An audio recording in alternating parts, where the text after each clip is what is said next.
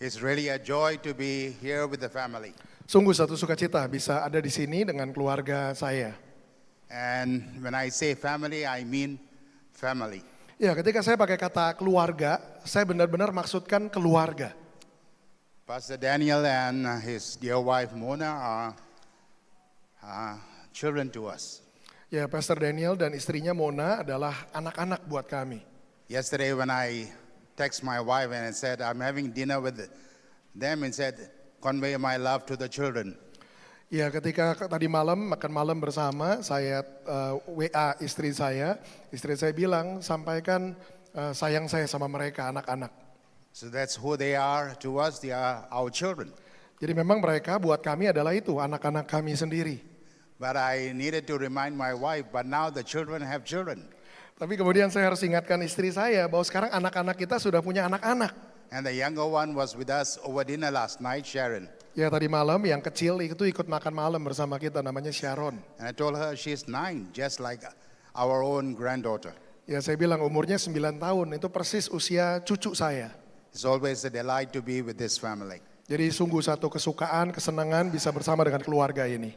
But then I'm also rejoicing that I am bumping into some friends whom I've known for many years. Tapi juga saya senang bahwa di saat yang bersamaan bisa bertemu dengan orang-orang yang adalah teman-teman saya dekat selama bertahun-tahun. I have a friend over there, Matthew. I've known him for so many years. Saya punya teman di situ, Abraham Matthew. Saya kenal dia sudah bertahun-tahun.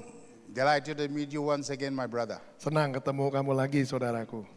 And on this side, I have Pastor Arif, Nah, di sisi sini saya punya Pastor Arif, whom I also known for many years. yang juga sudah saya kenal selama bertahun-tahun.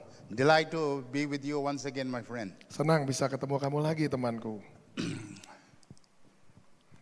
My first official trip to Indonesia was in 1998. Perjalanan resmi pertama kali saya ke Indonesia itu tahun 1998, bulan Mei. I say official because I've been to Indonesia before, but as a tourist. Saya bilang perjalanan resmi karena sebenarnya sebelum itu sudah ke Indonesia sebagai turis. But as a servant of the Lord, 1998.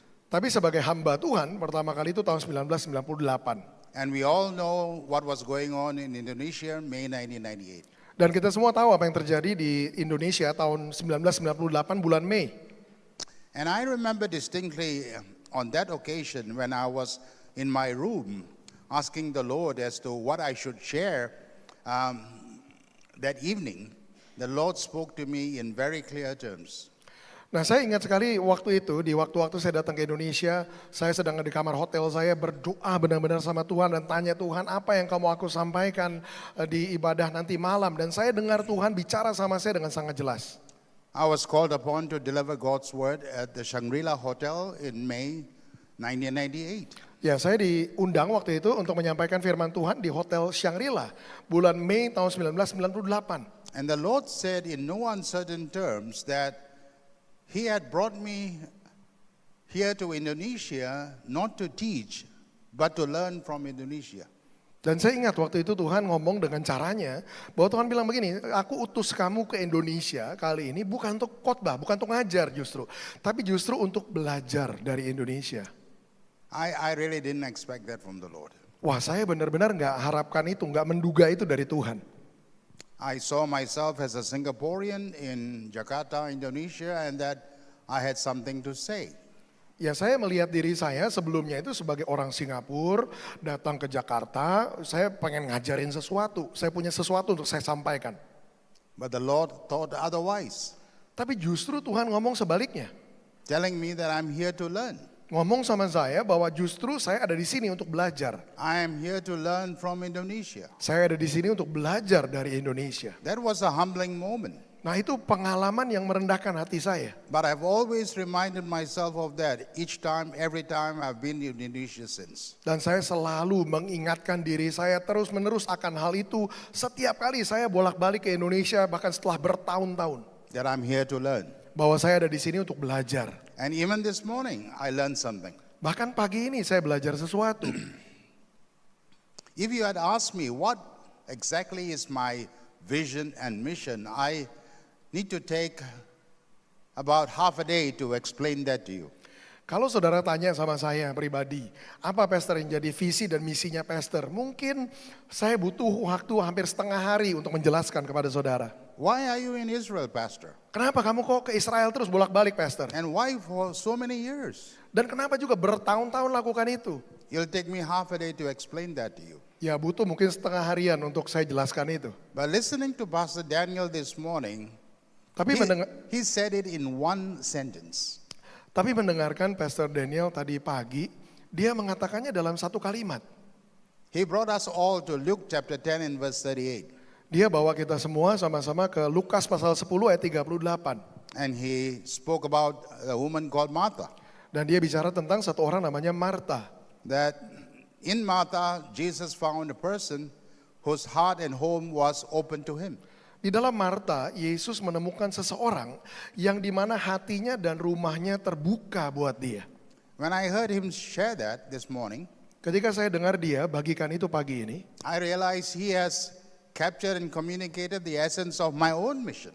saya menemukan dia telah menangkap dan bisa mengkomunikasikan apa yang menjadi esensi dari misi saya sendiri. We all know that Jesus was born and raised in Israel. Kita cuma tahunya begini, Yesus itu lahir dan dibesarkan di Israel. But when he came the first time, the nation rejected him. Tapi ketika dia datang pertama kalinya, bangsa itu menolak dia. The nation refused to receive him as their Messiah. Bangsa itu menolak untuk menerima dia sebagai Mesiasnya. Jesus died with a broken heart. Yesus mati dengan hati yang hancur. His own people rejected him. Bahwa umatnya sendiri, kaumnya sendiri menolak dia. But when I read the book of Revelation, Tapi ketika saya baca kitab Wahyu, and in chapter 12, dan di pasal 12, I see a time in the future when the nation of Israel will repent of that sin of rejecting the Messiah and welcome the Messiah to be their Messiah in the nation of Israel once again.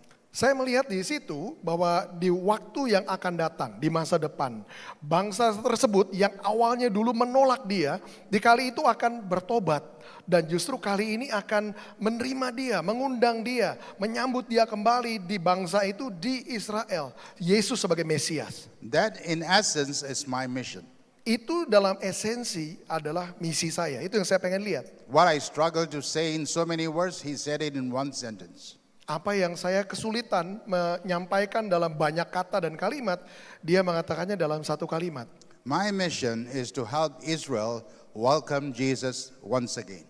Misi saya adalah untuk menolong Israel itu menyambut Yesus, menerima Yesus sekali lagi. That's my mission. Itu misi saya. Like Martha, help Israel welcome Jesus once again. Seperti Marta, menolong Israel untuk menyambut Yesus sekali lagi. And when that happens, Dan ketika hal itu terjadi, when Israel is ready to invite Jesus back home once again, when that happens, everything else happens. ketika Israel siap untuk mengundang Yesus, menerima Yesus kembali ke Israel, maka semua yang lain juga akan terjadi. What do I mean by everything else will happen? Apa yang saya maksud dengan semua yang lain akan juga terjadi? Every other nation on the face of the earth will welcome Jesus to their nation. Semua bangsa lain di muka bumi ini juga akan mengundang, menyambut Yesus ke bangsa-bangsa ini. And that is my primary message today. Dan itu adalah pesan utama saya hari ini. Something that has eluded the Christian church, not only in the West, but here in Asia. Sesuatu yang telah hilang, yang telah tercemar dari gereja-gereja Kristen, bukan cuma di barat, tapi juga di sini di Indonesia. Let me say this in a way that you can understand. Nah, izinkan saya mengatakan ini dengan cara yang mungkin lebih gampang saudara pahami. The first time Jesus came to earth, Pertama kalinya Yesus datang ke dunia ini, God the Father had prepared people on earth to prepare for his coming. Welcome him. Allah Bapa telah mempersiapkan satu umat di bumi ini untuk menyambut dia, menyambut putranya. People like Zechariah and Elizabeth. Orang-orang seperti Zakaria dan Elizabeth. People like John the Baptist. Orang-orang seperti Yohanes Pembaptis. People like Mary. Orang-orang seperti Maria. People like Joseph. Orang-orang seperti Yusuf. So God the Father took careful steps to prepare the arrival of his son by preparing people on earth. Jadi Allah Bapa sebenarnya sudah mempersiapkan di bumi ini orang-orang yang dia persiapkan untuk menyambut kedatangan Yesus di bumi. We all know that. Kita semua tahu itu. But perhaps what we need to know in this hour is something else. Tapi mungkin yang perlu kita mengerti di zaman ini adalah sesuatu yang lain.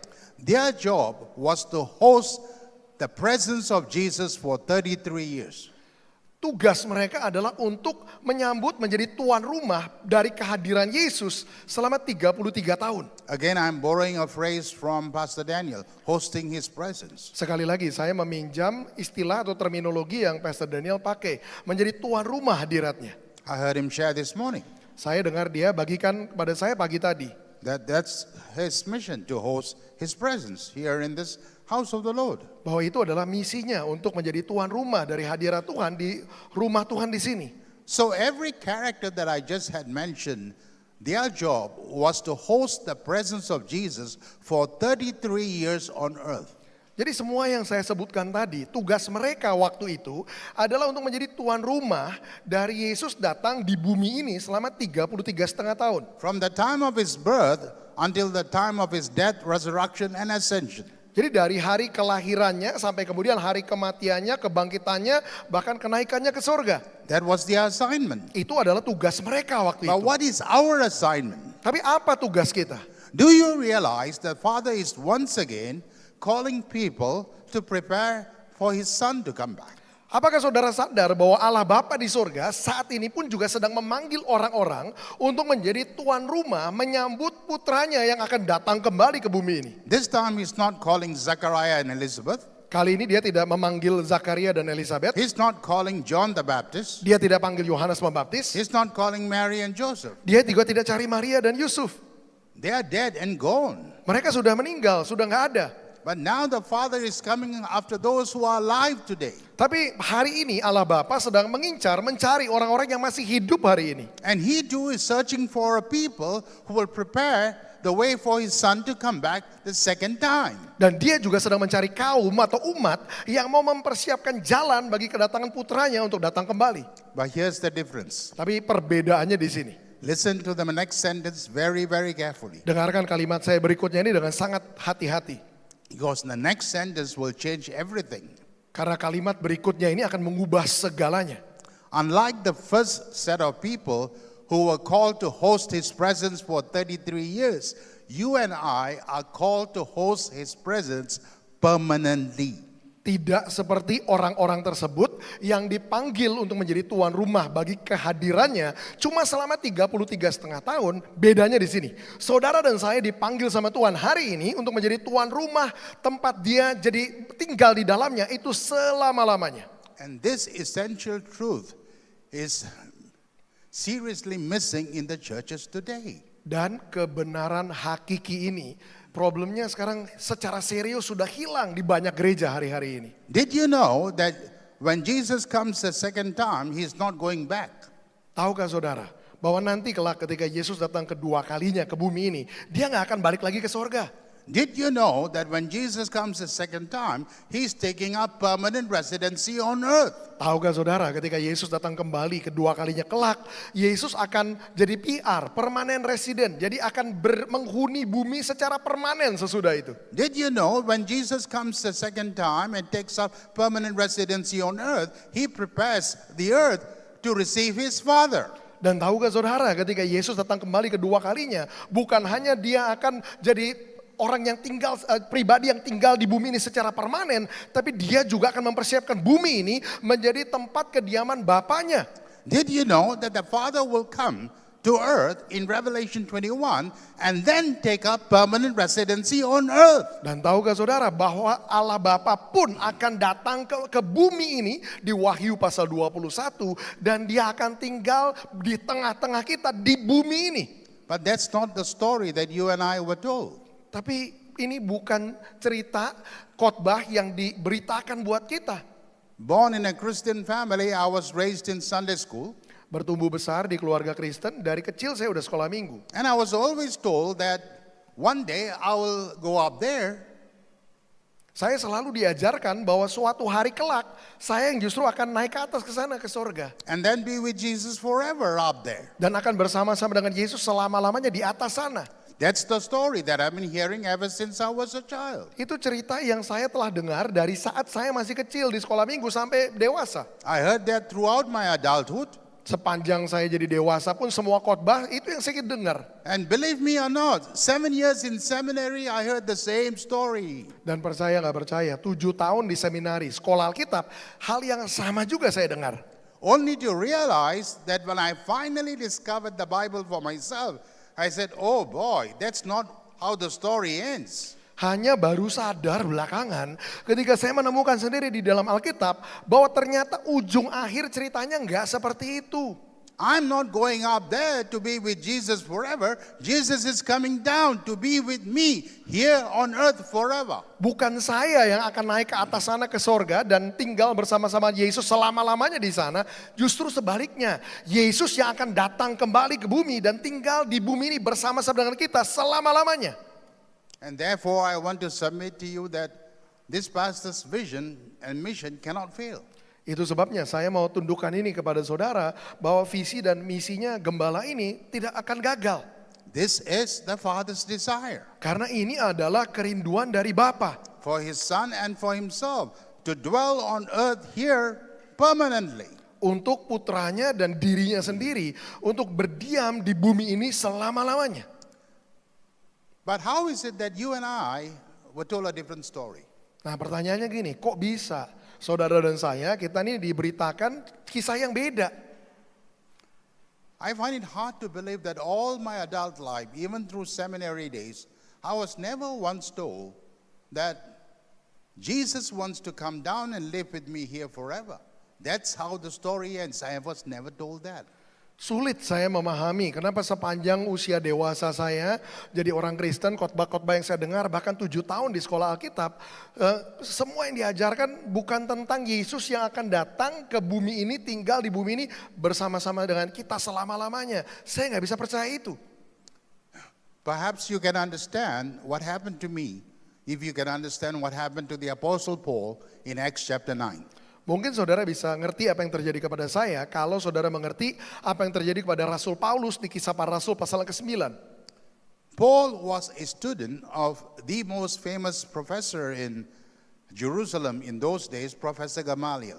Nah, Paulus ini adalah seorang murid dari seorang profesor teologia, ahli Taurat yang paling ternama zaman itu di Israel, di Yerusalem, namanya Gamaliel. And all through your years of seminary, he was told to believe a certain thing. Dan sepanjang umur hidupnya, dia bahkan di seminari, di sekolah Alkitab, dia itu diajarkan untuk percaya beberapa hal tertentu. And because he believed that, he attacked the church.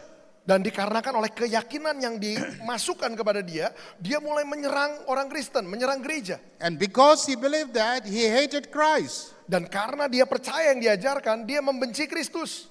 Then one day, he encounters Christ. Suatu hari, dia ngalamin perjumpaan sendiri dengan Tuhan. That one day changes everything. Dan satu hari itu mengubah segalanya. He realized that what he had learned was not the truth. Dia sadar apa yang selama ini dia yakini bukan itu kebenarannya. This man was so disorientated that for 3 days he refused to eat or drink. Orang ini begitu disorientasinya, begitu bingungnya luar biasa, sampai-sampai 3 hari penuh dia menolak, dia nggak mau makan, dia nggak mau minum, saking bingungnya. That's what happened to me in May 1998 when I had an encounter with Jesus in Jerusalem. Itu juga yang terjadi kepada saya bulan Mei tahun 1998 ketika Tuhan mengunjungi saya bertemu dengan Tuhan di Yerusalem waktu itu. Like Paul, I had an open vision. Seperti Paulus, saya mengalami penglihatan terbuka. And what I saw in that vision did not quite fit the theology that I had picked up. Apa yang saya tangkap, yang saya lihat dalam penglihatan itu nggak cocok dengan teologi yang selama ini saya anut. In my theology, I had plenty of room for people. Di dalam teologianya saya punya banyak ruang buat orang. But I had no room for nations. Tapi saya nggak punya ruang buat bangsa-bangsa. And I had no room for the nation of Israel. Dan saya juga nggak punya ruang buat bangsa Israel. But that day, that one vision, one encounter radically altered my life. Tapi hari itu, satu perjumpaan itu, satu penglihatan itu secara radikal mengubah jalur hidup saya. And like the Apostle Paul, I too went into disorientation. Dan seperti Rasul Paulus waktu itu, saya pun kebingungan, disorientasi berat. If this was true, why wasn't I taught that in seminary? Jadi di sini bergumul sangat. Saya berpikir kalau yang benar tuh ini, kenapa kok di sekolah kita nggak diajarin? And so I began to read the Bible from cover to cover, from cover to cover, from cover to cover. Jadi saya mulai ulang lagi baca Alkitab dari ujung depan sampai ujung belakang, ujung depan, ujung belakang, ujung depan, ujung belakang. I remember doing that 17 times Saya ingat saya lakukan itu berturut-turut selama 17 kali saya baca. because I had to say to Jesus, I said, Jesus, if what you showed me in Jerusalem is true, you have to show that to me in the Word. Karena saya bilang gini sama Yesus, Yesus kalau apa yang kau tunjukkan kepadaku dalam penglihatan itu di Yerusalem itu benar yang itu, engkau harus tunjukkan kepadaku di dalam firman-Mu sendiri. Sure enough, it was there. Dan jelas-jelas tentu saja ternyata benar ada di situ. Then why didn't I see it? Nah pertanyaannya kok nggak kelihatan selama Because ini? my eyes were blinded. Karena mata saya dibutakan. And that happens to all of us. Dan itu terjadi sama semua kita. We can see and yet not see. Kita bisa ngelihat tapi nggak ngelihat. We can hear and yet not hear. Kita bisa dengar tapi nggak nangkep, nggak dengar. So that year was the opening of my eyes. Jadi tahun itu jadi tahun mata saya dibukakan. And ever since that, I've been a changed man. Dan sejak dari saat itu saya jadi orang yang berubah. That was the year that I had to say yes to Israel. Itu adalah tahun juga di mana saya harus berkata ya buat Israel. And then 3 years later, I moved to Israel. Dan 3 tahun kemudian saya pindah ke Israel. And I'm there since even now. Dan saya ada di situ bahkan sampai sekarang. Because my mission, as what Pastor Daniel had so concisely described, Luke 10:38, is to help Israel welcome Jesus once again back into the land. Karena misi saya seperti yang tadi Pastor Daniel sudah sampaikan dengan sangat tajam. Lukas 10 ayat 38. Saya ada di sana untuk menolong Israel, itu mengundang, menerima, membuka dirinya buat Yesus sekali lagi. This time not to come and go, but to come and stay. Kali ini bukan untuk datang dan pergi, tapi datang dan tinggal. Stay for good. Tinggal selama-lamanya. See, in the book of Revelation, when that happens to Israel, in Revelation 12, then I see nation after nation after nation after nation welcoming Jesus to be their king. Di kitab Wahyu kita lihat kejadian itu di Wahyu pasal 12. Sesudah hal itu terjadi, Israel menerima Yesus kembali sebagai juru selamatnya. Maka sesudah Wahyu 12 kita temukan bangsa demi bangsa demi bangsa demi bangsa itu ikut mengundang Yesus sebagai juru selamat mereka. Have you ever wondered why Jesus, in returning back to earth in Revelation 19, he carries the title, he carries the name, King of Kings. Pernah gak saudara berpikir, Wahyu 19, ketika Yesus datang kembali, itu di Wahyu pasal 19. Kenapa waktu dia datang itu dia pakai jabatan Raja di atas segala Raja. And Lord of Lords. Dan Tuhan di atas segala Tuhan.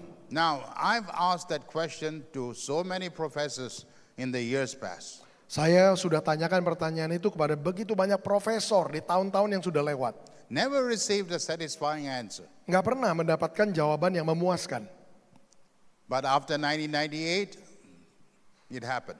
Tapi sesudah 1998 itu terjadi. I began to receive revelation one at a time, revelation. Saya mulai menerima pewahyuan demi pewahyuan, satu demi satu.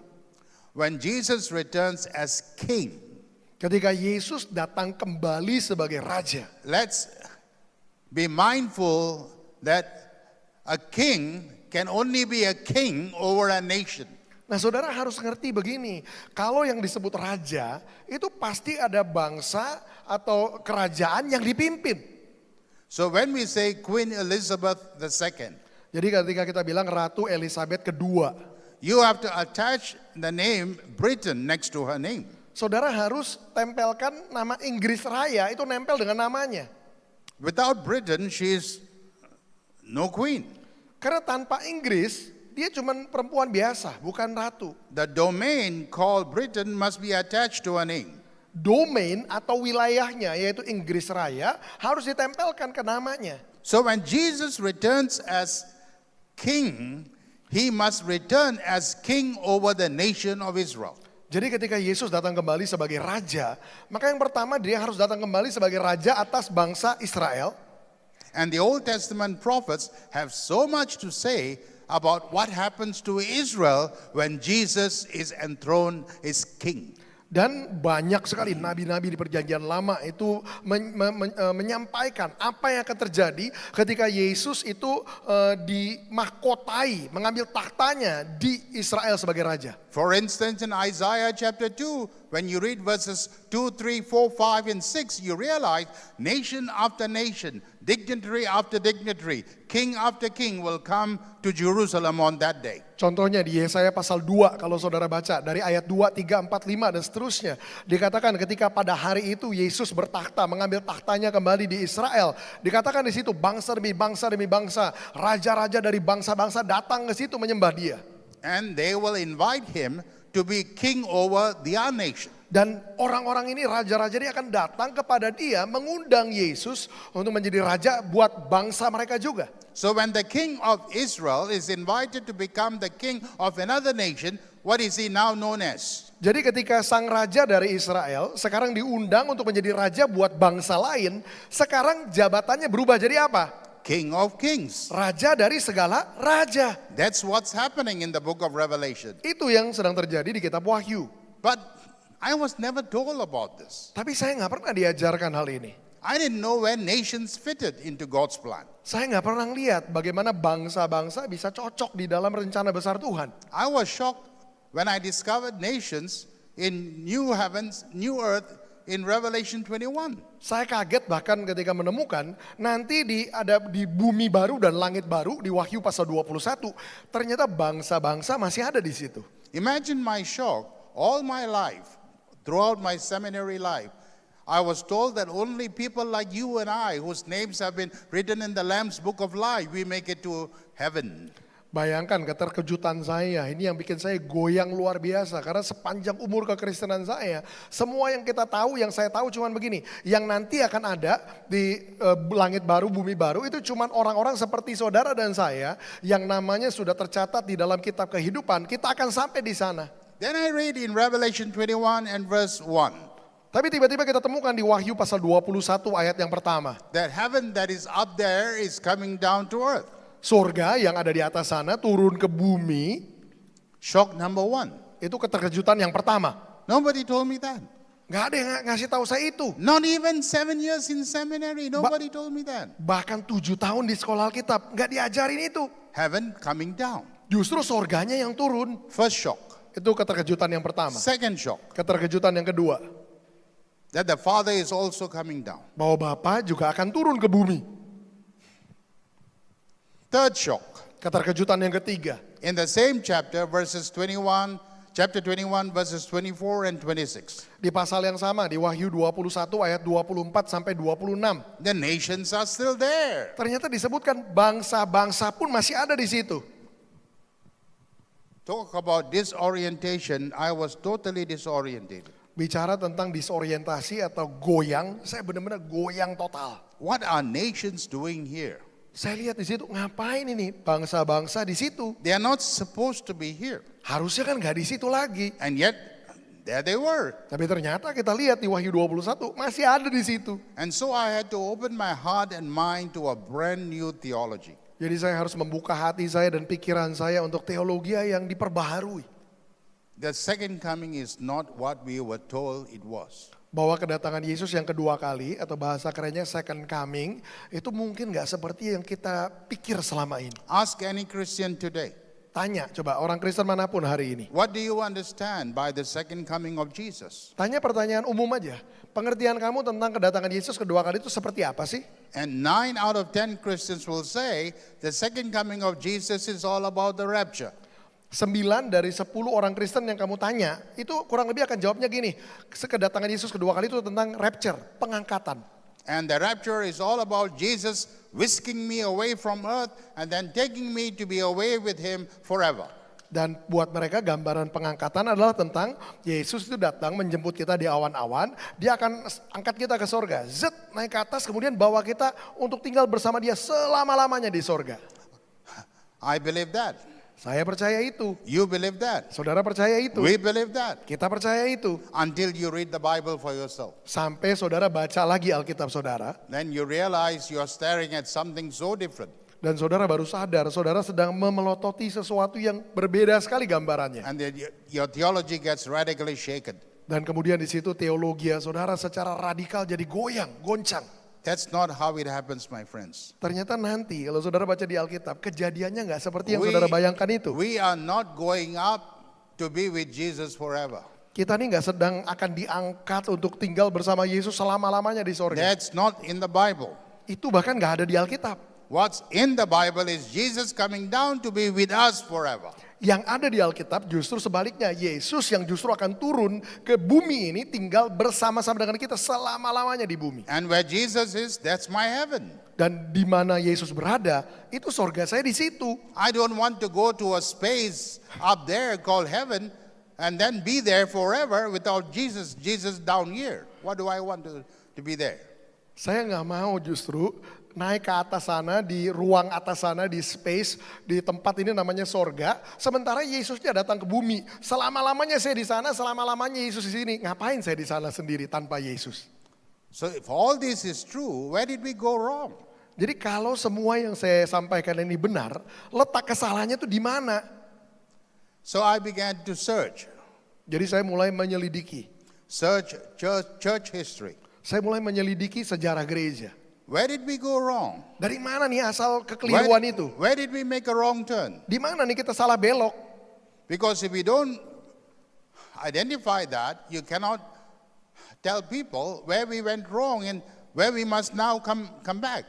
Karena kalau kita nggak bisa menemukan dalam sejarah nih salah beloknya tuh di mana, kita juga sulit untuk ngomong sama orang di sini loh. Permulaannya pemikiran itu muncul dari titik ini. Can we have the next slide? Bisa tolong slide berikutnya? No, the next one. Yang berikutnya lagi. One more. Satu lagi. All right, let's spend some time here. Nah, kita mau coba luangkan sedikit waktu di sini. For today and tomorrow, I want you to look at the past, the present, in a certain way. Untuk sepanjang hari ini dan besok, saya mau saudara untuk melihat masa lalu dan masa sekarang itu dengan cara yang spesifik ini. Alright, I'm going to draw an imaginary circle before you. Saya mau menggambarkan satu lingkaran imajinatif di depan saudara. And then divide the circle into 4 quadrants. Saya mau lingkaran itu saudara bayangkan, saudara bagi 4 kelompok. So try to remember these 4 quadrants at all times. Jadi ya bayangkan, ingat lingkaran dengan 4 bagian ini terus menerus ke depan, ingat ini. Alright, so quadrant 1, Nah kuadran yang pertama, early church. gereja mula-mula. Quadrant 2, Kuadran yang kedua, European church. gereja-gereja di Eropa. Quadrant 3, Kuadran yang ketiga, evangelical church in America. gereja-gereja Injili di Amerika. Quadrant 4, Kemudian kuadran yang keempat, end time church in Asia. gereja akhir zaman di Asia. Did you get that? Saudara nangkap ini? To make it simple, they all start with the letter E. Untuk memudahkan kalau bahasa Inggris tuh E semua awalnya, E. Okay, just to simplify matters. Sekedar untuk memsederhanakan ini. Okay, early church, Jadi E pertama early church, European church, European church, evangelical church in America, evangelical church in America. end time church in Asia. Yang terakhir end time church in Asia. Where is the spotlight of heaven right now? Nah pertanyaannya, lampu sorotnya sorga sedang menyorot kemana sekarang ini? Once upon a time, it was on the early church. Dulu awalnya di gereja mula-mula. That's the book of Acts. Itu kisah para rasul. And then after that, it went to the European church. Kemudian sesudah itu bergeser ke gereja-gereja di Eropa. And God did great things in Europe. Dan Tuhan melakukan hal-hal yang besar, yang luar biasa di Eropa. And then to the evangelical church in America, Kemudian sesudah itu ke gereja-gereja Injili di Amerika Serikat. especially after 1906, Terutama sesudah 1906. the Azusa Street Revival, Yang kita kenal sebagai Azusa Street Revival. what has been called as the greatest missionary movement in history. Yang telah disebut orang sebagai kegerakan misionaris terbesar sepanjang masa. So it is my belief that the spotlight of heaven is still on America now. Nah keyakinan saya hari ini lampu sorotnya sorga itu masih tertuju sama Amerika saat ini. Quadrant 3, di kuadran ketiga. By any moment now, Tapi nggak berapa lama sesudah ini. any moment now, Ini bisa terjadi dalam waktu yang the dekat. spotlight of heaven is about to move out of quadrant 3 and come into quadrant 4. Lampu sorotnya sorga segera akan bergeser dari kuadran ketiga ke kuadran keempat. So where's quadrant 4? Di mana kuadran keempat? Our home ground. Nih tempat tanah tinggal kita. End time church in Asia. Gereja akhir zaman di Asia. This perhaps will explain why suddenly China, India, Indonesia is making the headlines. Ini mungkin yang menjelaskan kenapa tiba-tiba aja China, kemudian India dan Indonesia ini muncul ke surat kabar. Because this is where the story ends. Karena ceritanya akan berakhir di seputar sini. Quadrant 4. Kuadran keempat. So we need to be mindful that we are now expecting the spotlight of heaven to come to quadrant 4 any moment now. Jadi saudara harus ingat ini baik-baik ya. Kita ini lagi hidup di hari-hari di mana ini akan segera bergeser nih. Dari kuadran ketiga ke kuadran keempat. So we all know what happened in quadrant 1 in the early church. Nah kita semua tahu apa yang terjadi di kuadran pertama di gereja mula-mula. The book of Acts speaks powerfully about what God was doing in the early church. Kisah para rasul tentang gereja mula-mula bicara dengan sangat dahsyat tentang apa yang gereja mula-mula lakukan waktu itu. But let's be mindful that the book of Acts begins in Jerusalem in chapter 1 and ends in Rome in chapter 28. Tapi saudara harus juga ingat kisah para rasul itu dimulai dari kisah para rasul pasal yang pertama itu di Yerusalem. Tapi ujungnya kisah para rasul pasal 28 itu pasal terakhir itu berakhir di Roma. So where is Rome? Nah pertanyaannya Roma tuh di mana? Rome is in Italy. Roma tuh di Itali. Where is Italy? Itali di mana? It's in Europe. Itu di Eropa. So that's where the story ends. Nah jadi cerita kisah para rasul itu gereja mula-mula berakhir di situ. So quadrant 2 is the European church. Nah kuadran kedua masuk gereja di Eropa. And this is where something seriously went wrong. Nah disitulah letaknya sebenarnya sesuatu yang sangat serius mulai menyimpang, mulai belok dengan salah. Remember, we are asking and answering the question, if what I said is all true, that Jesus is coming down, that the Father is coming down, and nations are going to be here with us forever, why were we not told all that? Saudara ingat konteksnya ya, tadi kan kita mulai dengan ngomong, kalau semua yang disampaikan tadi itu benar, bahwa nanti ujung akhirnya Yesus yang akan datang kembali ke bumi ini. Bukannya kita yang naik ke sorga selama-lamanya, kalau itu yang benar, di mana letak kesalahannya? Kita kan lagi mau cari tahu, di mana nih dalam sejarah beloknya itu salah belok.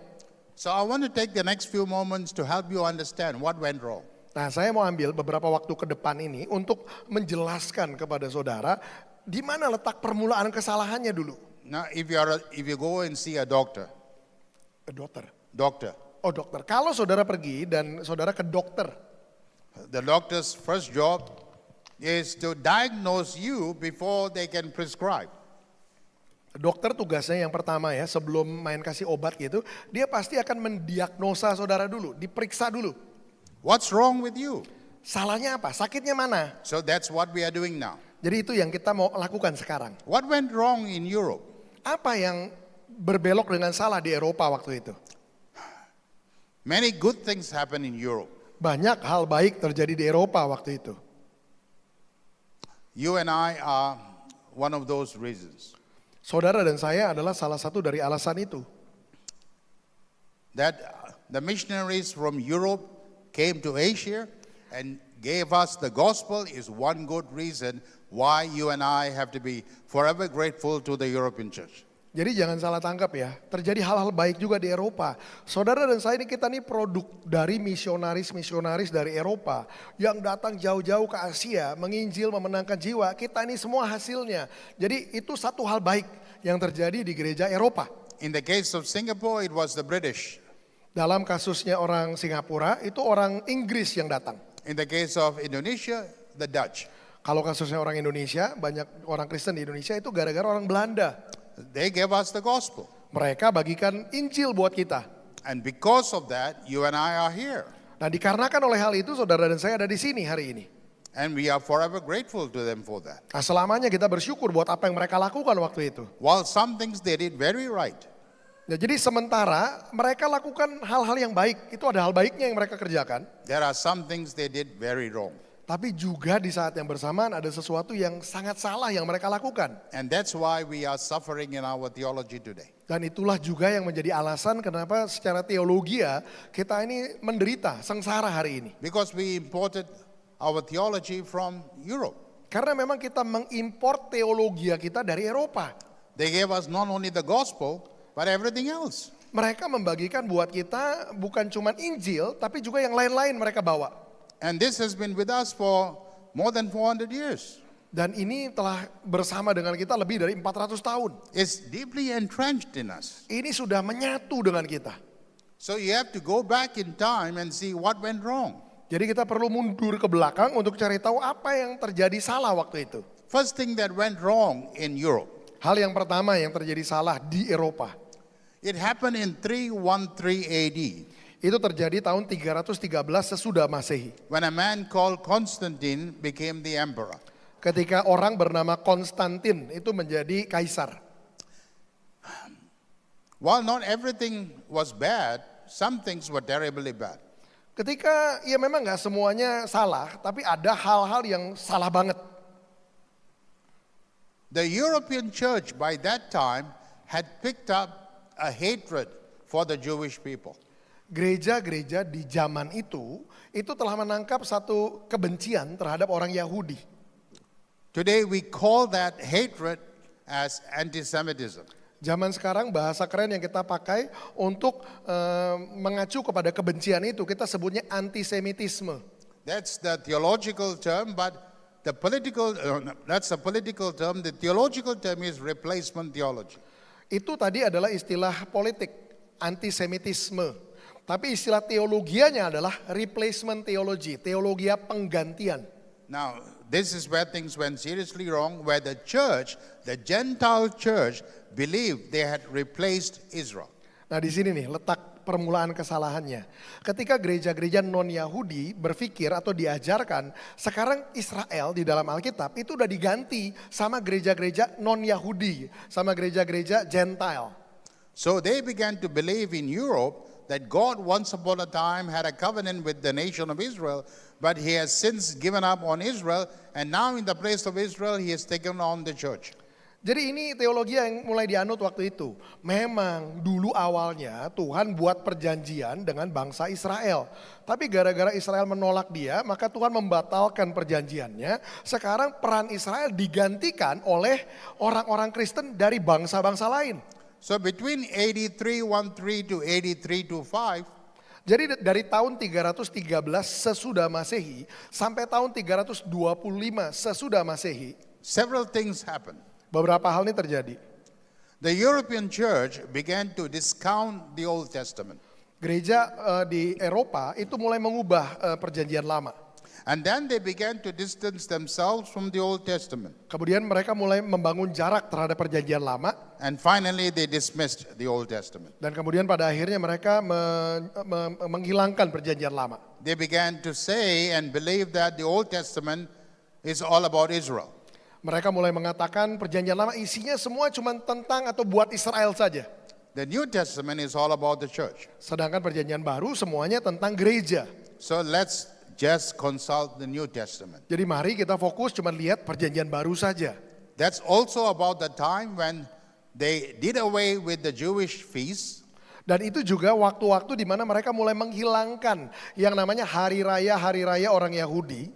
They did away with the Jewish calendar Mereka singkirkan kalender Yahudi and they instituted a Christian calendar. dan mereka mulai memperkenalkan kalender baru yaitu kalender Kristen. For example, just a few weeks ago we had Good Friday, right? Nah seperti contohnya, beberapa minggu yang lalu kan kita merayakan Jumat Agung.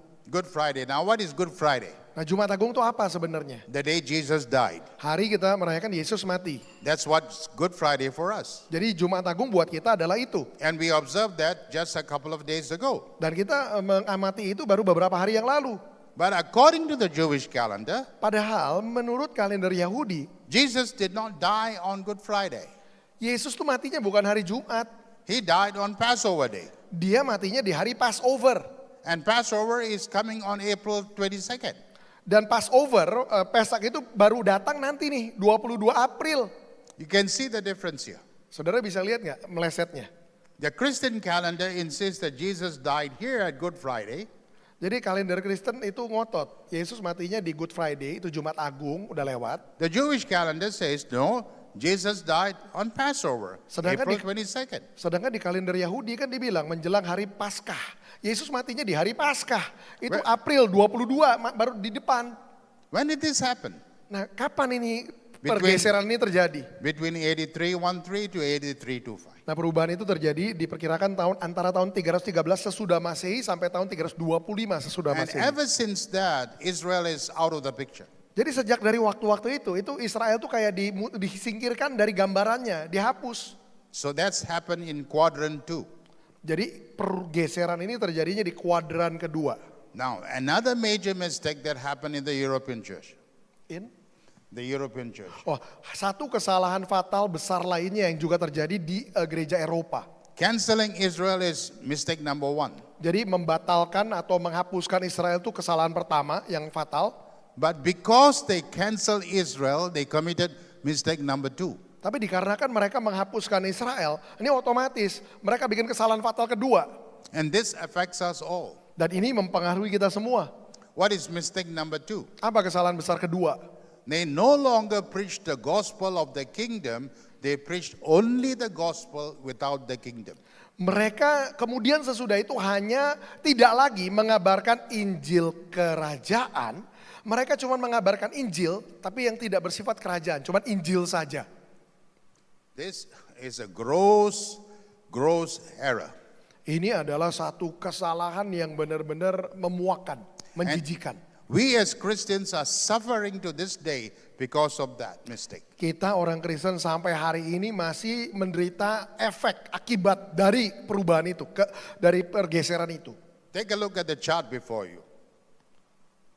Lihat bagan ini di depan saudara. If I ask you, who is Jesus to you? Kalau saya tanya sama saudara, siapa Yesus buat saudara? How will you answer that question? Saudara akan jawab pertanyaan itu bagaimana? I know how I would have answered that question before 1998. Saya tahu gimana saya akan jawab pertanyaan itu sebelum tahun 98. Cara jawab saya satu cara. Before 1998, if you had approached me and asked me, hey Pastor George, who is Jesus to you? Jadi kalau sebelum 98, perjumpaan saya tadi, tanya sama saya, Pastor George, Yesus buat kamu tuh siapa? My answer would be, Jesus is my Savior. Jawaban saya, Yesus itu juru selamat saya. That will be before 1998. Itu sebelum 98. Since I had a vision, I see Jesus very differently. Nah sejak saya ngalamin perjumpaan tadi, saya ngelihat Yesus berubah total. Today, if you ask me, who is Jesus to you? Hari ini kalau saudara tanya sama saya, siapa Yesus buat kamu? My answer is, He's my King. Saya akan bilang, dia raja saya. He's my King. Dia itu raja saya. And one day, He'll be King over my nation, Singapore. Dan suatu hari dia akan jadi raja atas bangsa saya Singapura. And one day, He'll be King over the nation of Indonesia. Dan suatu hari dia akan jadi raja atas bangsa Indonesia. And He will be the King of all nations. Dan dia akan jadi raja bagi bangsa-bangsa. That's what I believe now. Itu yang saya percaya saat ini. Because that's what the book of Revelation is all about. Karena kitab Wahyu semua tentang itu. But you and I were never raised that way. Tapi saudara dan saya nggak pernah dibesarkan dengan pemikiran itu. To see Jesus as King. Untuk melihat Yesus sebagai raja. King over your nation. Raja atas bangsa saudara. And as King over all nations. Dan sebagai raja atas semua bangsa. Maybe tonight at the KKR or maybe tomorrow night at the KKR I'll share a message on this. Mungkin nanti malam di KKR saya akan bicara tentang ini. Tomorrow there is no KKR, only tonight. Only tonight. All right, so everything tonight. Ya, jadi malam ini semuanya. All right, may God give me the revelation to share that message with you. Ya, semoga Tuhan berikan saya pewahyuan itu untuk bagikan pesan ini buat I didn't saudara. come prepared. I'm sharing it even now. Saya ini datang nggak siapin semua ini, jadi saya bagikan ini ngalir aja. We have so small a vision of Jesus. Kita ini punya pandangan yang begitu sempit terhadap Yesus. So who is Jesus to you? He's my Savior. Cuma lihat dia juru selamat saya, penyelamat saya. Is that all He is to you? Apakah cuman itu aja arti dia buat saudara? Yes, that's all He is to me. He is my Savior. Ya, dia itu cuma itu aja buat saya, dia penyelamat saya, penyelamat saya. But once you get a vision of Jesus as he truly is, Tapi sekali saudara mendapatkan gambaran lengkap tentang siapa Yesus sesungguhnya, you are forced to draw a second circle around the first circle, and draw a third circle around the second circle, and then draw a fourth circle around the third circle, draw a fifth circle around the fourth circle. saudara akan dipaksa untuk mulai buat lingkaran kedua di luar lingkaran yang pertama. Lingkaran pertama tadi Yesus juru selamat, tapi kemudian saudara buat lingkaran kedua sesudah lingkaran pertama, lingkaran ketiga di luar lingkaran kedua, lingkaran keempat di luar lingkaran ketiga, dan lingkaran kelima di luar lingkaran keempat. How do we know Jesus is our Savior? Tahu dari mana kita Yesus juru selamat kita? Because of the Gospels. Karena Injil yang kita dengar. But the Gospels also tell us that this Jesus who came to us as Savior is someone else. Tapi Injil yang sama yang mengajarkan kita bahwa dia datang sebagai juru selamat kita, itu juga Injil itu mengatakan sesuatu yang lain selain itu. Matthew introduces Jesus as King. Matius memperkenalkan Yesus sebagai raja. John introduces Jesus as the one who was there in Genesis 1. Yohanes memperkenalkan Yesus sebagai dia yang sudah ada dari Kejadian pasal pertama. Who are you, Jesus? Siapa engkau Yesus? When you have a vision of that Jesus, Ketika saudara dapatkan penglihatan atau perjumpaan dengan Yesus itu, your life radically changes. hidup saudara akan secara radikal berubah. Living the Christian life is not just about attending church service. Menghidupi kehidupan kekristenan itu bukan sekedar bolak-balik datang ke gereja tiap minggu. It's not just about making offerings and paying your tithes Bukan cuma tentang ngasih persembahan dan kasih perpuluhan tiap bulan. and going to Israel once in a while. Dan ya sekali-sekali main ke Israel, bukan itu. The vision of Jesus must consume you Gambaran tentang Yesus itu harus yang memeterai saudara. and overtake you in all matters. Dan itu yang akan melingkupi saudara, mengubah segala-galanya dalam hidup saudara. So Jesus is the king of my life. Jadi Yesus apakah dia jadi raja atas hidup saya? He is the king over my leadership, Dia raja atas kepemimpinan saya. and he is the king of my land. Dan dia raja atas tanah saya. Once you catch this vision, Sekali saudara dapatkan gambaran lengkap itu, everything changes. maka segalanya berubah. So going back to the previous slide, Jadi balik ke slide sebelumnya. because in Europe, they surrendered the vision of Jesus as king and they subscribed to a vision of Jesus as savior.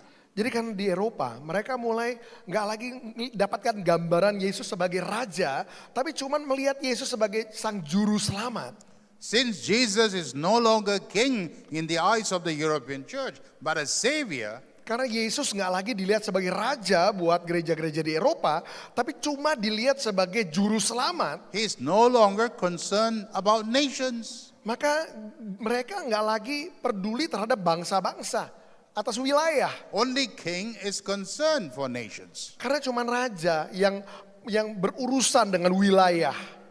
Now, doctors, by virtue of their calling, they are only interested in one group of people, patients. Dokter dikarenakan oleh profesi mereka itu cuman memusingkan atau cuman ngurusin satu kelompok orang, yaitu pasien. Their calling demands they focus on patients. Panggilan mereka menuntut fokus mereka itu spesifik, yaitu pasien. They are not concerned about everything else. Mereka nggak pusing sama yang lain. Patients. Pasien aja. Why? Kenapa? Doctor. Dokter, Doctor. Patients. pasien. So once you see Jesus as king, Jadi sekali saudara lihat Yesus sebagai raja, you are forced to bring the nations before him. maka saudara akan dipaksa untuk melihat bangsa di hadapan dia. But if Jesus is not king, Tapi kalau Yesus bukan raja, then all you see are Christians before him. yang saudara lihat di depan itu cuma orang-orang Kristen. This is where the European church went seriously wrong. Nah ini letak belokan salahnya di mana gereja Eropa mulai berbelok secara salah. They removed the kingship of Jesus from Jesus, Mereka melucuti atau menyingkirkan sifat raja dari Yesus. and they took away the nations from him. Nah bangsa-bangsa hilang dari gambaran itu. And when that happened, Israel was knocked out. Nah ketika itu terjadi otomatis Israel juga hilang dari gambaran itu. Because they began to envision that being a Christian is all about going to heaven when you die and then be with Jesus there forever. Dan kemudian gambaran yang dibentuk cuma tentang itu. Jadi orang Kristen itu tentang nanti waktu kita mati, kita akan dibawa sama Yesus, tinggal sama dia selama-lamanya di sorga. So if in the final analysis, you and I are leaving earth and going to heaven and to be with Jesus forever, who cares about what goes on here? Jadi sebagai analisa terakhir, kalau gambaran kita adalah bahwa kita semua akan diangkat dan tinggal bersama Yesus selama-lamanya di surga. Buat apa kita ngurusin bumi dan semua yang ditinggalkan di sini? Itu kesimpulannya. Which is why Christians are also detached from their land and from earth. Itulah juga alasannya kenapa banyak orang Kristen itu dia lepaskan keterikatannya, dia lepaskan keterhubungannya dengan tanah mereka dan bumi dan lingkungan mereka. Nggak ada urusan. When we ask a Christian, do you pray for Indonesia? Nah, kalau kita tanya ya sama orang Kristen, kamu berdoa gak buat Indonesia? Why? Ngapain? Why bother? Ngapain ngurusin? This is not my home. Kan rumah saya bukan di sini. My home is up there. Rumah saya di atas sana. That's where I will be forever. Nanti saya akan ada di situ selama-lamanya. But Jesus says in the book of Revelation, Indonesia, tanah Indonesia is forever. Tapi Yesus katakan di kitab Wahyu 21, tanah Indonesia, negeri ini, bangsa ini akan ada selama-lamanya. And here we are distancing ourselves from Indonesia. Tapi di sini sebagai orang Kristen kita membangun jarak atas Indonesia. Enggak, saya nggak akan tinggal di sini. And dismissing Indonesia. Kita singkirkan Indonesia.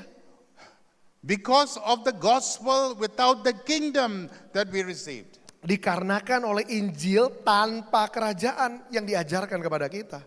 Why would the father of Jesus say to his son Jesus in Psalm 2 and verse 8, ask of me my son and I will give you the nations as your inheritance? Kenapa juga Bapak di sorga mengatakan kepada putranya, ini bicara tentang Yesus.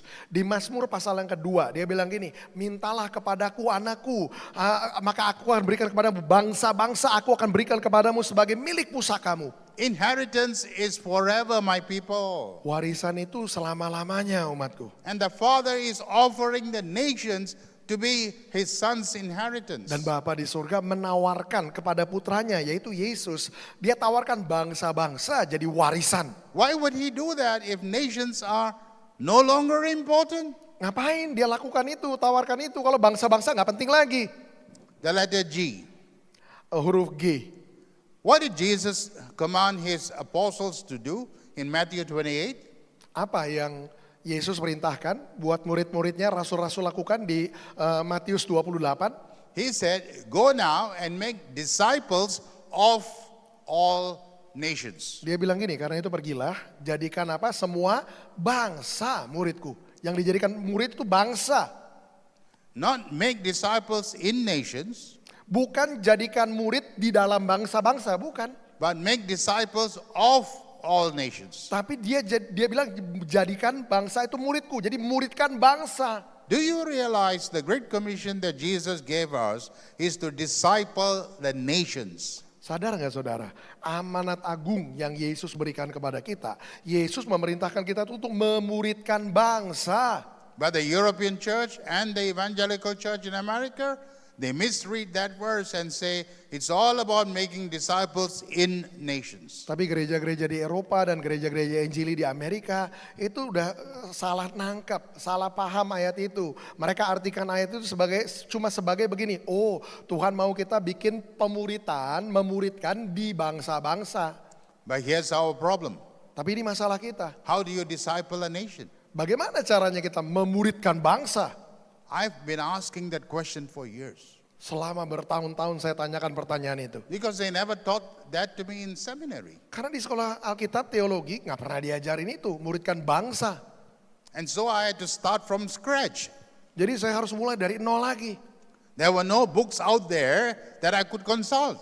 Nggak ada buku di luar sana yang saya bisa jadikan referensi. And so I had to go to the book of books, the Bible, to look for the answer. Jadi saya harus lihat buku dari segala buku, yaitu Alkitab untuk cari jawabannya. I began to ask, Jesus, how do you disciple a nation? Saya mulai tanya Yesus, gimana caranya memuridkan bangsa yang dimuridkan? I know how to disciple the members of my church. Saya tahu gimana memuridkan anggota jemaat saya ngerti That I learned caranya. in seminary. Ya di sekolah Alkitab diajarin caranya. But how do I disciple a nation? Tapi gimana memuridkan satu bangsa? And then comes Jesus with an answer. Kemudian Yesus datang dengan bawa He jawaban. said, before you can disciple a nation, you have to find out what the destiny of the nation is. Sebelum kamu bisa memuridkan suatu bangsa, kamu harus cari tahu destiny atau tujuan atau panggilan bangsa itu apa. Now my headache got worse.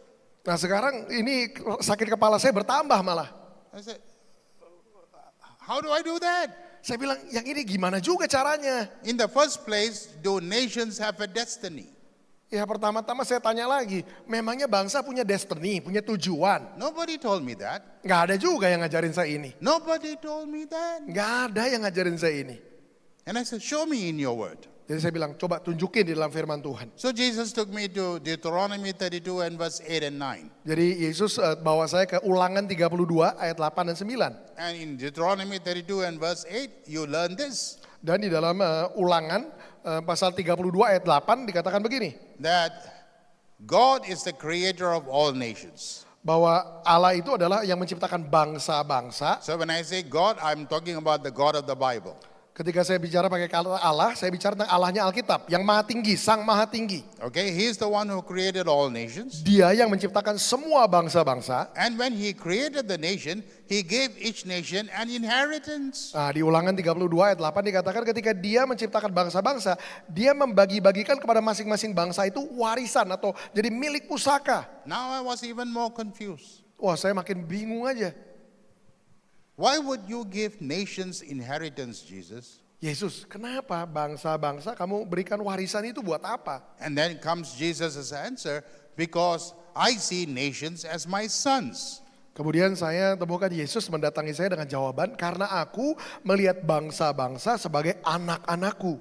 Now my headache got even worse. Waduh, sakit kepala saya bertambah-tambah lagi. What is going on, Jesus? Ini ada apa ini begini? What do you mean nations are your sons? Yesus, maksudnya apa? Bangsa-bangsa ini anak-anakmu. Then He takes me to Exodus 4 and verse 22. Kemudian dia bawa saya ke Ulangan pasal 4 ayat 32. And there I see in Exodus 4 and verse 22, He calls Israel His firstborn son. Kemudian di situ saya temukan di Ulangan pasal 4 di 32, Yesus memanggil Israel sebagai putra sulungnya. Now, Keluaran 4 ayat 32. here I have to explain something to you. Nah, di sini saya harus menjelaskan sesuatu buat saudara. If you come to my home in Singapore, Kalau saudara datang ke rumah saya di Singapura, all right, and then I introduce my son to you, kemudian saya memperkenalkan anak laki-laki saya, putra saya kepada saudara. all right. So my son also born in 1980. Anak laki-laki saya juga lahir tahun 80. So I introduce my son. I say, this is Christopher, my son. Saya akan memperkenalkannya begini. Ini Christopher namanya, anak laki-laki saya. So what do you know now? Nah, apa yang saudara tahu sekarang? Christopher is my son. Saudara tahu Christopher itu anak saya. Okay, but what if I introduce him to you in a different way? Nah, tapi gimana kalau saya memperkenalkan dia kepada saudara dengan cara yang lain? What if I were to introduce, I say, this is Christopher, my firstborn son. Nah, gimana kalau saya memperkenalkan dia kepada saudara begini caranya? Ini Christopher, anak sulung saya. Now I've given you two pieces of information. Nah, sekarang saya memberikan kepada saudara dua potongan informasi. Information number one, Christopher is my son. Informasi yang pertama, Christopher itu anak saya. Information number two, I have other sons. Informasi yang kedua, otomatis kalau anak sulung dia punya You anak-anak lain. understand? Nangkap ya? Otherwise, I will not say firstborn son. Ya kalau nggak ada anak lain, nggak mungkin diperkenalkannya sebagai anak sulung. So when God says concerning Israel, Israel is my firstborn son, what God is also saying, I have other sons. Jadi ketika Tuhan memperkenalkan Israel dengan cara begini, Israel itu anak sulungku. Nah, dengan cara yang sama, otomatis dia lagi bilang dia punya anak-anak lain selain Israel. That's when I began to discover for the first time that God views nations as sons. Jadi itu pertama kalinya waktu itu saya menyadari, menemukan Tuhan memandang bangsa-bangsa lain sebagai anak-anaknya. And as a father who created the sons called the nation, He bestows inheritance, birthright, destiny to each one of them. Nah, di sini baru masuk akal sebagai bapak yang menciptakan anak-anaknya, otomatis buat masing-masing anak diberikan warisan. Itu yang disebut destiny. Setiap bangsa itu punya tujuannya masing-masing. So now I was learning. Nah itu prosesnya belajar. Okay, what is the destiny of Israel, Jesus? Jadi saya mulai cari tahu, kalau gitu Yesus destiny-nya Israel apa? Genesis 12 and verse 3. Kejadian 12 ayat yang ketiga. Genesis 22 and verse 18. Kejadian 22 ayat 18. I said, okay, what is the destiny of Singapore? Saya tanya lagi, kalau gitu destiny-nya Singapura apa? And he shared that with me. Dan dia bagikan itu dengan saya. So now I ask him, what is the destiny of Indonesia? Kemudian saya tanya lagi, kalau gitu apa destiny dari Indonesia? What is the destiny of India? Apa ya destiny-nya India? What is the destiny of China? Apa destiny-nya China? These are the questions I'm asking him. Ini pertanyaan-pertanyaan yang saya tanyakan. Because until and unless you know what the destiny is, you cannot disciple that nation. Karena kalau saudara nggak menemukan destiny-nya bangsa tersebut, saudara nggak mungkin memuridkan bangsa itu. Now, I've been a pastor of a local church for many years. Nah saya dulu itu menjadi gembala dari gereja lokal selama bertahun-tahun. Okay, that was my first assignment, pastor. Itu tugas pertama awal saya sebagai gembala. And as pastor of a church, Nah sebagai gembala dari sebuah gereja, the way I was taught to disciple my people is take a program, make the people go through the program. At the end of the program, everybody must look the same. ya cara saya diajarkan untuk memuridkan jemaat adalah, ya saya ambil sebuah program, satu program pemuritan. Mereka harus ikutin semua urut-urutannya dengan baik. Dan di akhir program itu mereka akan punya pengertian yang sama. Everybody must look the same. Ya semua harus sama That's the cetakannya. model that I had inherited. Itu model yang diwariskan kepada saya. And I thought I was discipling my people. Nah, saya pikir waktu itu saya sedang memuridkan jemaat saya. Now I know I made a big mistake. Nah, sekarang saya sadar saya bikin kesalahan besar. You cannot disciple people like that. Saudara nggak bisa memuridkan orang seperti itu. Not everybody have the same calling. Karena nggak semua orang panggilannya sama. Not everybody have the same giftings. Nggak semua orang punya karunia yang sama. How can you treat everyone the same Bagaimana semua diperlakukan sama? and make them go through the same program? Dan buat mereka ngikutin semua program yang sama. Back then I didn't know. Zaman itu saya nggak tahu. I made a mistake. Saya buat kesalahan. But ever since I came to understand what this is all about, Tapi ketika saya akhirnya mulai ngerti ini semua tentang apa. to disciple a person, Untuk memuridkan seseorang, you have to know what the destiny of that person is. saudara harus cari tahu dulu destiny atau panggilannya orang itu apa. And then disciple the person according to his destiny. Baru kemudian bisa memuridkan orang tersebut menurut panggilannya. Take Apostle Paul. Coba contohnya Rasul Paulus. He had Silas. Dia punya Silas, He had Titus. dia punya Titus, He had Timothy. dia punya Timotius. They all became different people. Itu jadinya beda-beda semua. They were all part of his team. Semuanya itu dimuridkan sama dia. But the way Apostle Paul discipled them was distinctively different. Tapi cara Rasul Paulus memuridkan masing-masing itu beda-beda. But why? Kenapa? Because their destinies were different. Karena destiny-nya beda-beda. So at the smaller level, you and I are sons and daughters of God. At the bigger level, the nations are sons to God. Jadi di level yang kecil, saudara dan saya ini anak-anak Tuhan, itu benar. Tapi di level yang lebih luas, bangsa-bangsa itu dilihat sebagai anak-anak Tuhan. So when the story ends, Jadi ketika ceritanya berakhir, you find God having a very, very big family. saudara menemukan di Wahyu 21-22 Tuhan memiliki perkumpulan keluarga besar. When you read the book of Revelation, Kalau saudara baca kitab Wahyu, you find this all the time. saudara selalu temukan ini All berkali-kali, the time. berulang-ulang. Something that you will not find in the Gospels. Sesuatu yang saudara nggak akan temukan di kitab Injil. When you read the Gospels, Ketika saudara baca kitab Injil, you find the names of individuals. saudara temukan nama individu-individu. Nicodemus, Nikodemus, Bartimaeus. Bartimeus, Okay, individuals. individu, orang-orang. But when you go to the book of Revelation, Tapi ketika saudara sampai ke kitab Wahyu, no names of individuals. nggak ada lagi nama individu. Instead, Berubah, you find statements like every tongue, every tribe, every people, every nation. saudara akan temukan istilah-istilah yang dipakai itu seperti ini. Setiap suku, bangsa, kaum, dan bahasa. Every tongue, every tribe, every people, every nation. Setiap suku, setiap kaum, setiap bangsa, dan setiap bahasa. It took me a long time to allow this revelation to become a conviction. Dibutuhkan waktu yang sangat lama untuk pewahyuan ini buat saya jadi sesuatu yang saya yakini. So I was asked, Jesus, what do you really want? Jadi saya tanya Yesus sungguh-sungguh, apa yang kau benar-benar mau? And Jesus comes back by replying, I Yesus- want a family. Yesus kembali dengan mengatakan, aku mau keluarga. I want a big family. Aku mau keluarga besar. I want a very big family Aku mau keluarga yang sangat besar from all nations. dari semua bangsa. It took me a long time to receive that revelation. Dibutuhkan waktu yang lama untuk saya menerima pewahyuan itu. But once I saw it, Tapi sekali saya menangkapnya, I saw it, saya melihatnya. which is what I do now.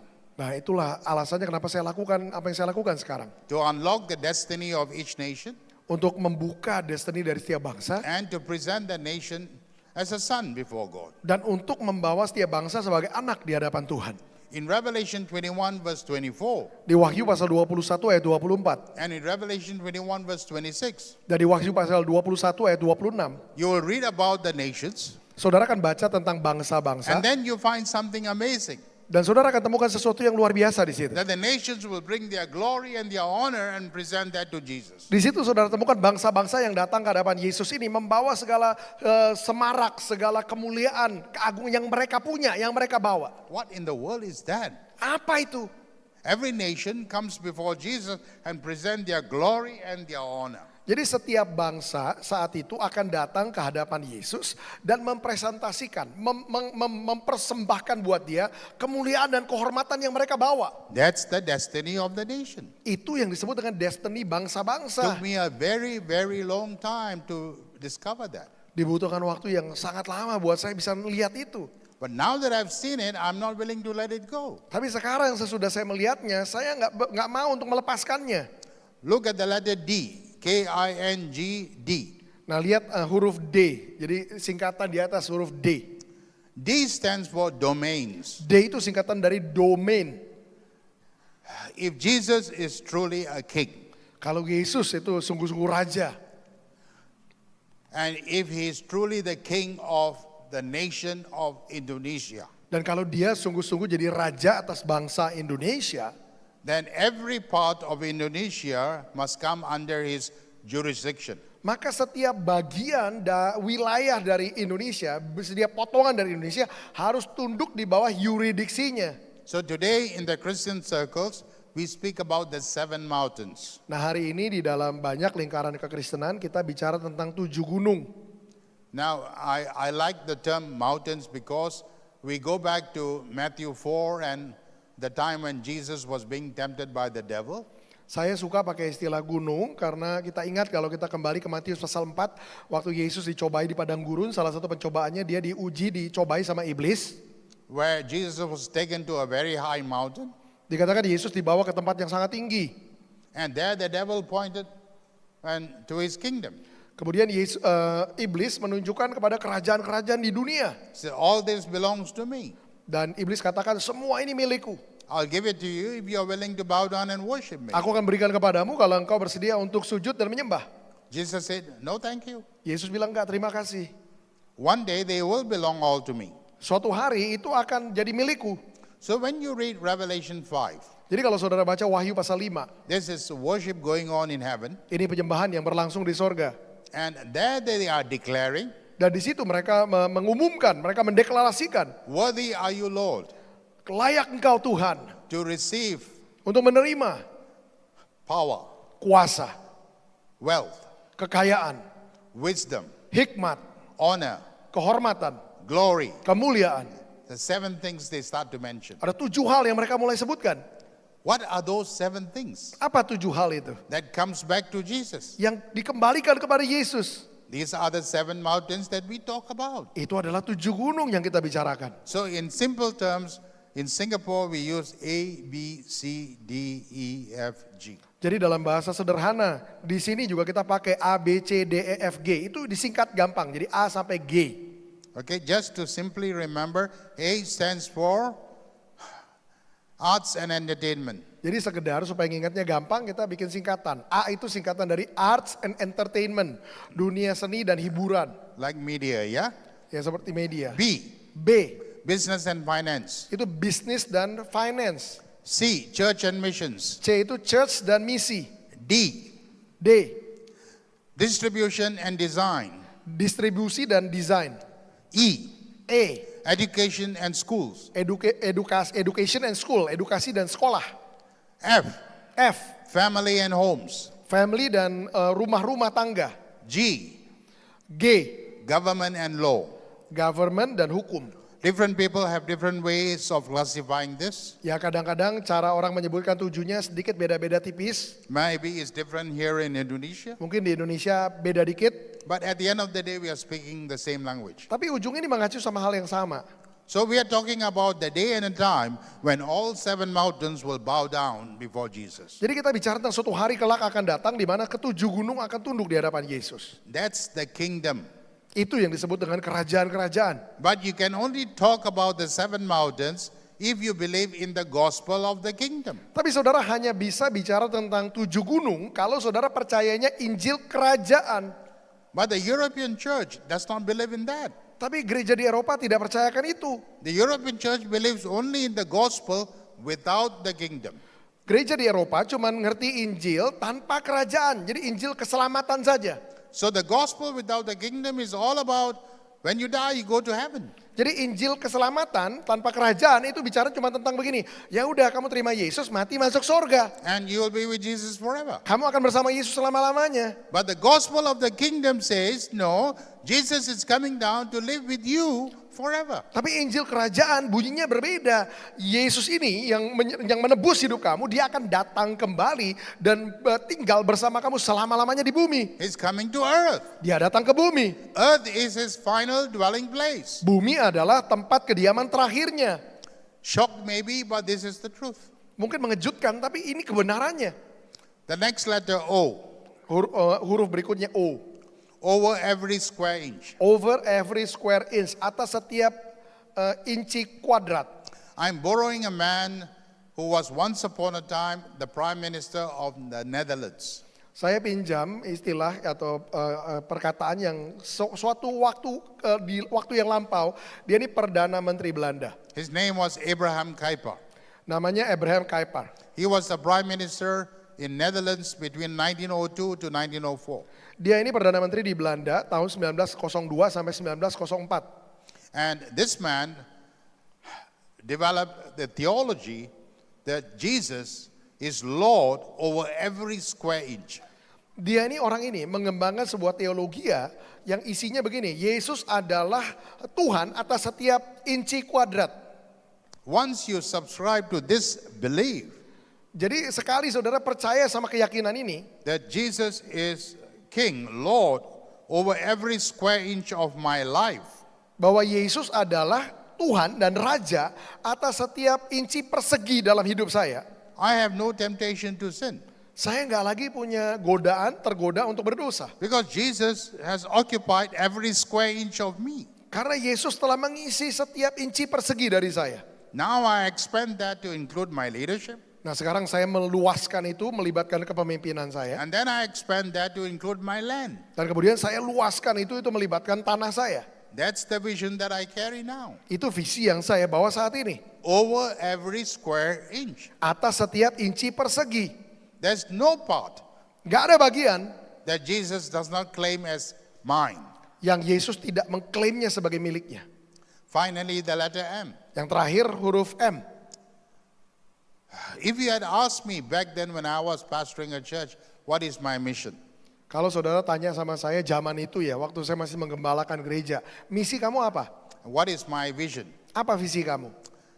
I grew up very fascinated by a man called Reinhard Bonnke. Saya ini bertumbuh itu sangat terkagum dengan orang ini namanya Reinhard Bonnke.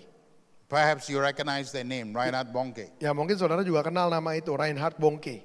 I was once here in Jakarta and the man who was translating Saya heard the American preacher say Reinhard Bonnke, but in his ears the translators heard something and he said, if God can use a donkey. Saya ingat satu kali saya ada di Indonesia, orang yang menerjemahkan waktu itu menerjemahkan Reinhard Bonnke, itu dia salah dengar.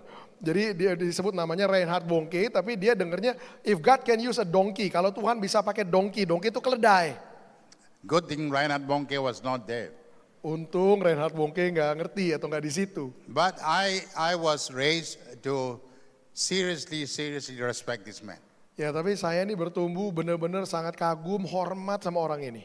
And growing up under Reinhard Bonnke, you only have one vision, one mission. Nah, kalau saudara dibesarkan dengar pesan-pesannya dari Reinhard Bonnke, saudara dengar apa yang diajarkan, itu saudara cuma nangkep satu aja ini yang nempel.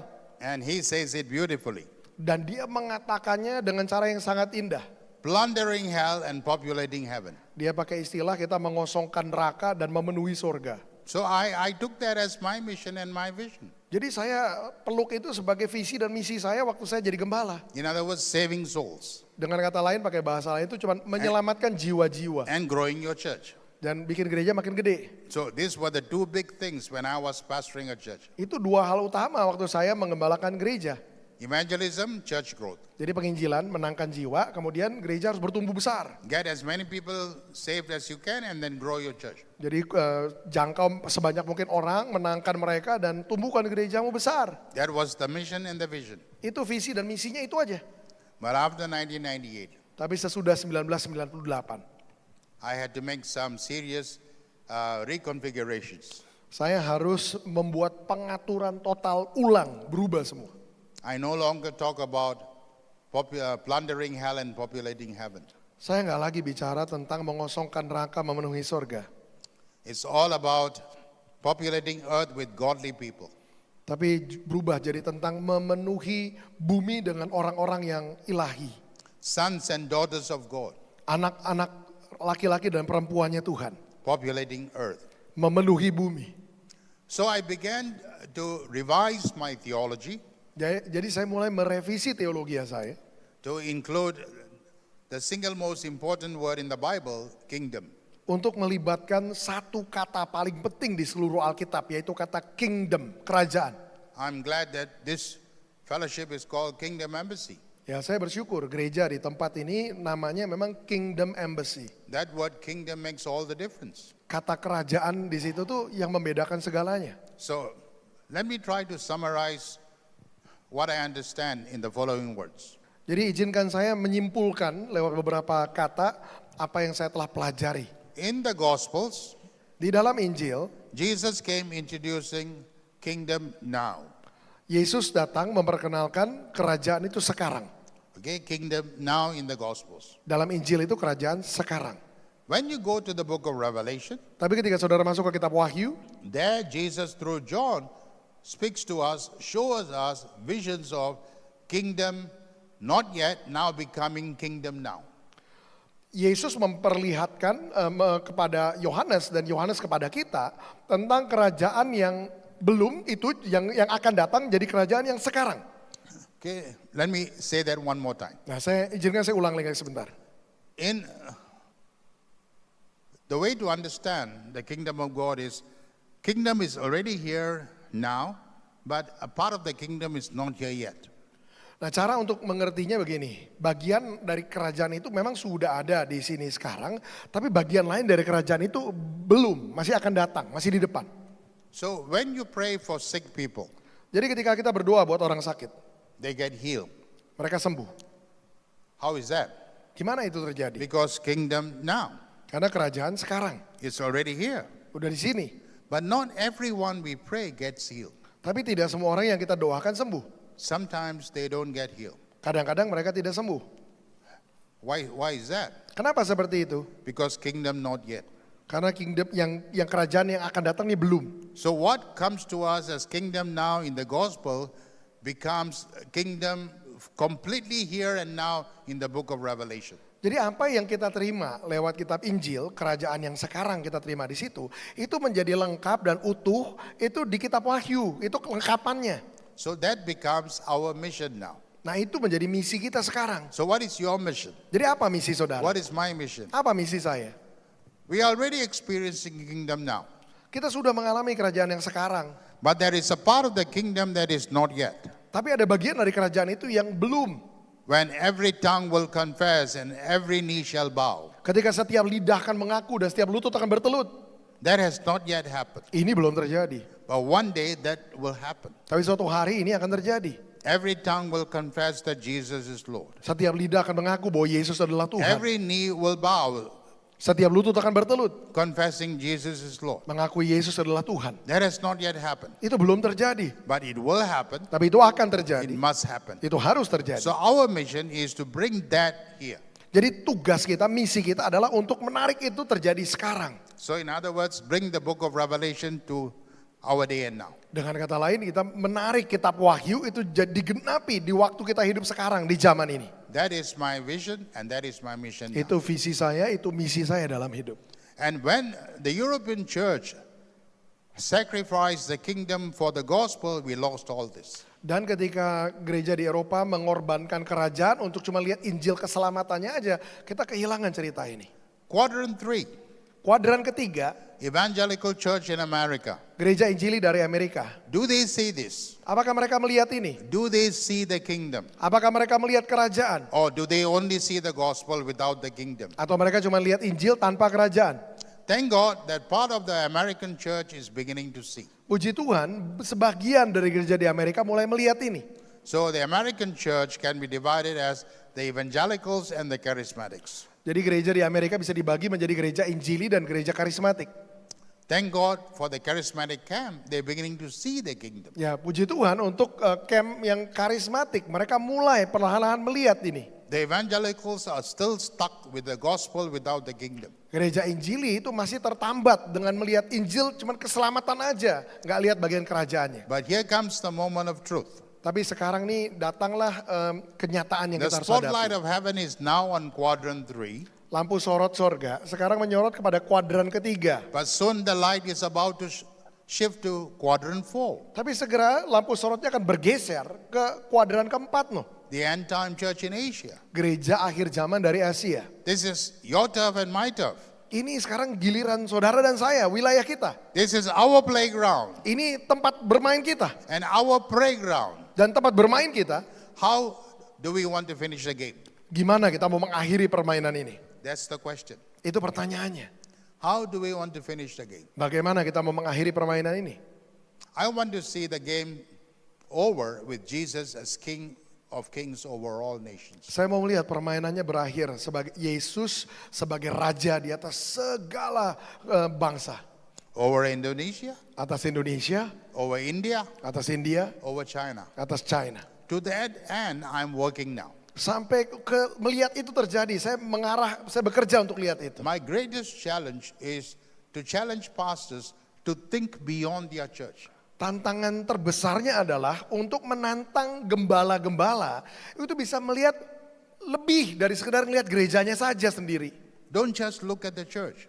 Jangan cuma lihat gerejamu sendiri. Yes, you must look at the church because Yeah. you are called, that's your assignment. Ya, kamu harus urus gerejamu, rawat gerejamu karena memang itu tugasmu, tanggung jawabmu.